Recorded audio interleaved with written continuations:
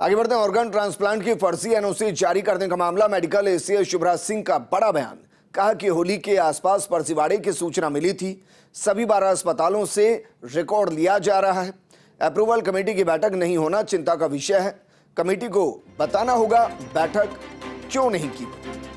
हालांकि इस दौरान फर्स्ट इंडिया ने कल एक्सक्लूसिवली आपको दिखाया था किस तरीके से एसीबी के अंदर जो आरोपी हैं उनके बयान, और बयान के दौरान जो बातचीत हुई उसमें तारीख के साथ समय, और समय के साथ क्या बातचीत हुई, और उसमें एक बड़ा खेल, एक बड़ा नेक्सस, एक बड़ा रैकेट वो समझ में आता है कि शायद ऐसा कुछ चल रहा था, क्योंकि इसमें बड़े नामी ग्रामी एक नहीं, दो नहीं, तीन नहीं, ना जाने कितने निजी अस्पताल शामिल थे जहां ऑर्गन ट्रांसप्लांट हो रहे थे। किस तरीके से रिसीवर को मनाया जाता था, किस तरीके से डोनर को मनाया जाता था, और उस बीच कैसे 5 लाख 10 लाख तक की बात होती थी, वो सब कल फर्स्ट इंडिया ने एक्सक्लूसिवली आपके सामने रखा था।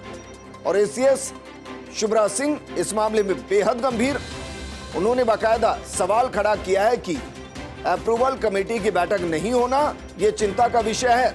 और सवाल यह भी है कि अगर बैठक ही नहीं हुई तो अप्रूवल कैसे हुए, और अगर अप्रूवल नहीं हुए तो इतने ज्यादा ट्रांसप्लांट कैसे हुए। कमेटी को बताना होगा बैठक क्यों नहीं की गई, और यह मामला बहुत आगे तक जाना है। अंगदान की प्रक्रिया है, ये एक एक्ट बना हुआ है भारत सरकार का, जिसको कहते हैं थोटा,